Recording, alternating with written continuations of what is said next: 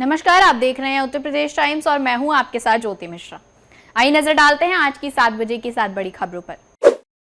अलीगढ़ मुस्लिम विश्वविद्यालय परिसर के अंदर बुधवार की सुबह लगभग 9:15 बजे ताबड़तोड़ गोली चलने से सनसनी फैल गई। हमलावरों ने रजिस्ट्रार ऑफिस में कार्यरत 2 सगे भाइयों को गोली मारी। हालांकि दोनों हमलावरों को एएमयू सुरक्षा कर्मियों ने भागते समय पकड़कर पुलिस के हवाले कर दिया।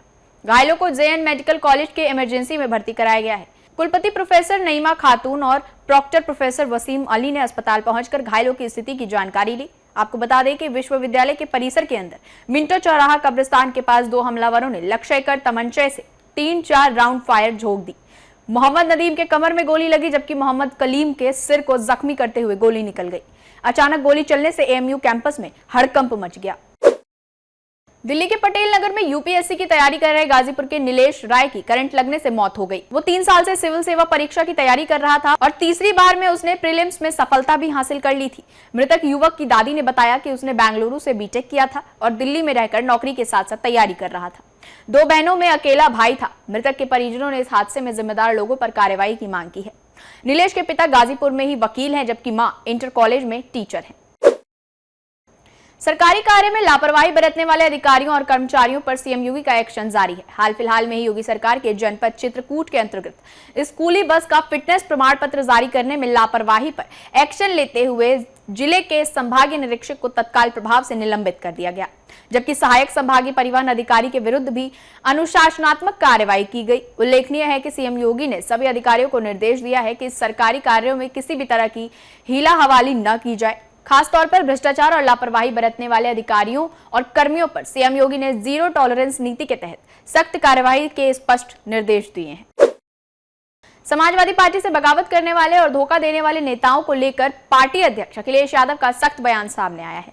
उन्होंने कहा कि समाजवादी पार्टी को छोड़कर भारतीय जनता पार्टी में जाने वालों की वापसी नहीं होगी। उन्होंने कहा, अगर कोई बागी वापस पार्टी में शामिल कराने के लिए उनके पास आया तो वो उसे भी पार्टी से बाहर का रास्ता दिखा देंगे। सपा अध्यक्ष के इन तेवरों के बाद साफ है कि वो बागियों को कतई बख्शने के मूड में नहीं है। संत कबीरनगर जिले के बखीरा और दुधारा क्षेत्र में मंगलवार को 5 लड़कियों की पोखरे और झील में डूबने से मौत हो गई। बखीरा झील में नहाने गई बड़गो गांव की 4 लड़कियों में से 3 की मौत हो गई, जबकि एक को मेहंदावल सीएचसी में भर्ती कराया गया। वहीं धान की रोपाई करने गई दुधारा थाना क्षेत्र के खचियावा गांव की 2 सगी बहनें पैर फिसल जाने से पोखरे में डूब गई, जिससे उनकी मौत हो गई। लड़कियों के चिल्लाने की आवाज सुनकर थोड़ी दूरी पर स्थित मंदिर पर मौजूद ग्रामीण भागकर झील की तरफ पहुंचे।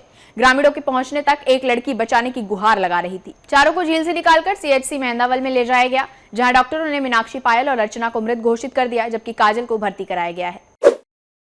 यूपी में 5 आईएएस और 5 पीसीएस अफसरों के तबादले कर दिए गए हैं। कानपुर नगर और फिरोजाबाद के मुख्य विकास अधिकारी बदले गए हैं। आईएएस सुधीर कुमार नगर आयुक्त कानपुर नगर बनाया गया है। वहीं अभी तक सीडीओ कानपुर नगर थे। आईएएस दीक्षा जैन सीडीओ कानपुर नगर बनाए गए हैं। अभी तक वो सीडीओ फिरोजाबाद थी।